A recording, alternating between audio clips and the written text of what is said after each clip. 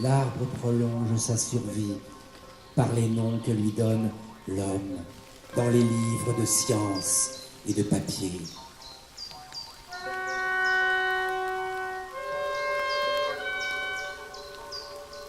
Il n'est que de la pipe que sort une fumée qui ne soit pas de bois.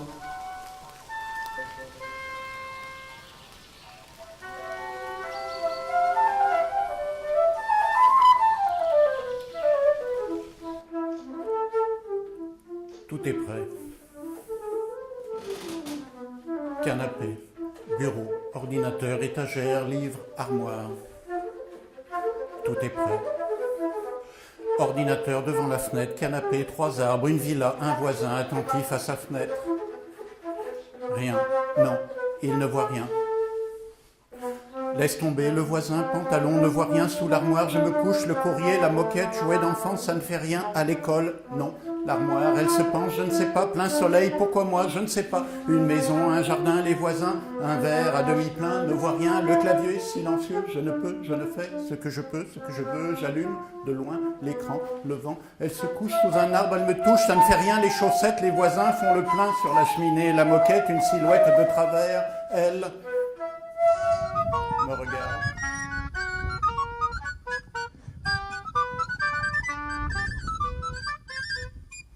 Regardez les arbres fraîchement coupés dans la forêt. Après tous les désastres, ils sont étendus comme des morts, allongés les uns à côté des autres dans ce charnier, les lignes, vénules justes et carrées. Ne reste rien debout qu'un possible désespoir.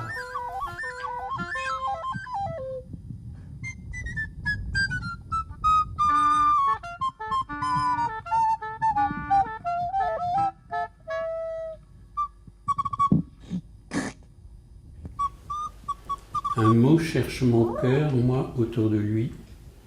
Je cherche comment s'accroche à son présent un peu de cette chose qui flotte ici.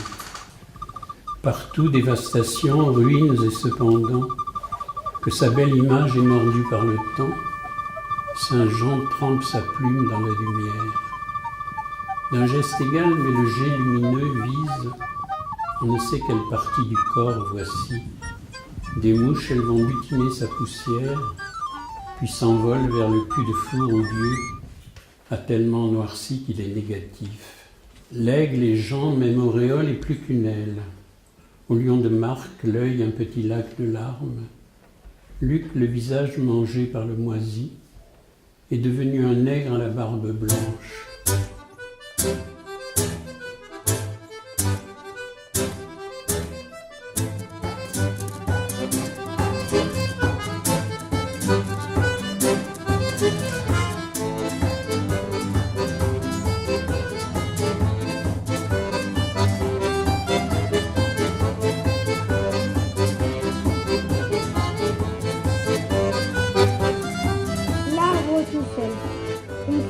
Un arbre blanc, un arbre de pluie et de timbre. Cet arbre était très malheureux, il était pauvre et majestueux. Il était au milieu des hommes, plein de mythes et de sève brutales. Un jour, on l'a planté dans l'eau. Je suis heureux chez les bateaux.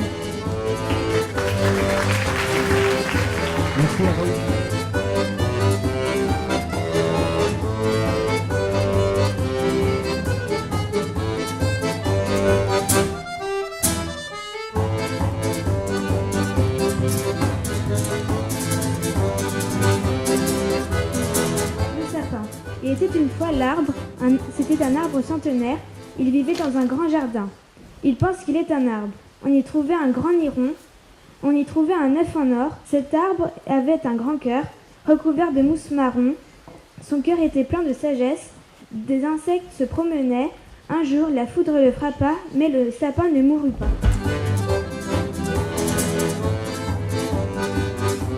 Le papier, Il était un arbre dans la forêt, il ne pouvait pas s'ennuyer grâce à sa magnifique idée, celle de fabriquer le papier.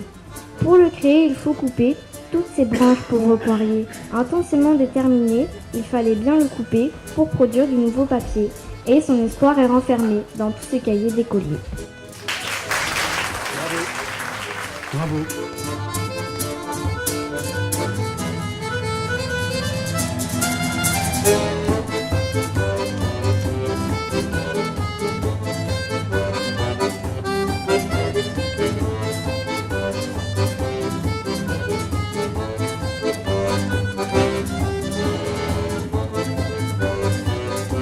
Vous avez votre poème avec vous?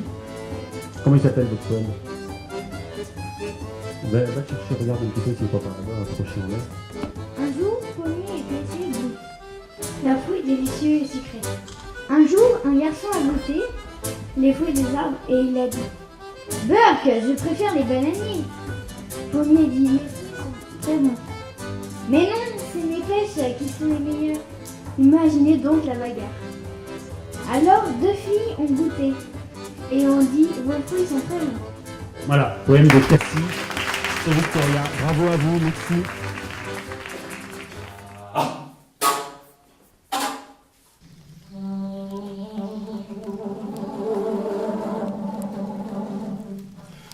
Tu aurais rendu service à la littérature, mon père, si tu avais répondu à mes lettres d'enfant. Je n'aurais pas écrit. Jamais lancé dans le vide vertical de la page ces feux de Bengale. Au cinéma, tigre nageant dans les mangroves ou lancier en noir sur blanc.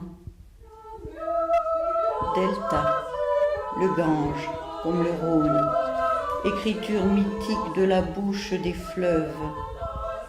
Bengali, lorsqu'une langue est synonyme d'oiseau.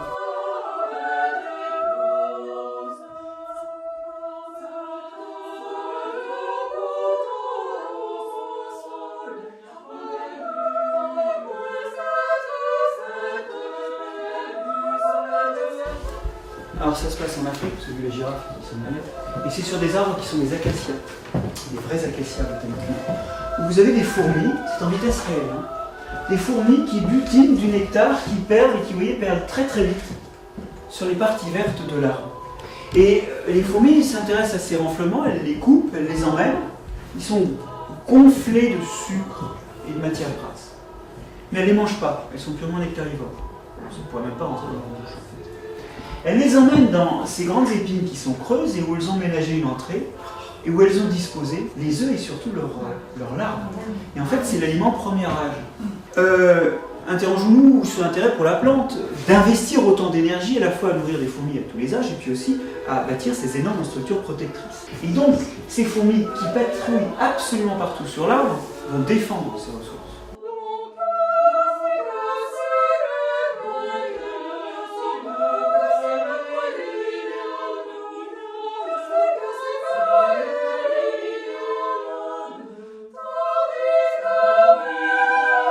Et là, vous touchez du doigt une chose importante, c'est que l'une des raisons, l'un des bénéfices que la présence d'un partenaire peut représenter, c'est pas seulement la nutrition, c'est aussi la protection.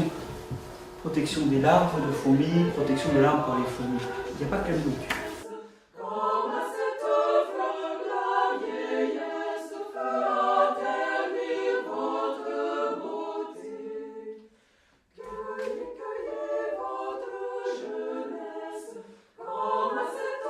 Le corbeau, à ne pas mettre de chapeau, le vieux corbeau, qui gardait le passage à niveau, est mort d'un rhume de cerveau.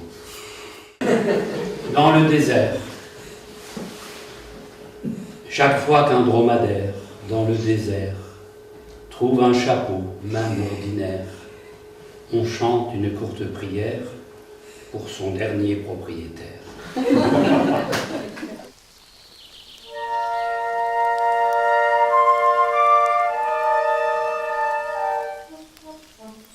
Passer le pont, les fumées viennent à nous. Tuyaux bleus, cheminée blanche, mur de fer. Le fleuve est propice au sommeil des oiseaux. qui font des lignes de points noirs sur l'eau verte. Puis la surface est brusquement moins massive. Creux, crêtes et remous barattent l'épaisseur. Une rumeur roule à rebours du courant, enroule l'air et le remue dans le regard. Rondement, vacarme et perdition du sens.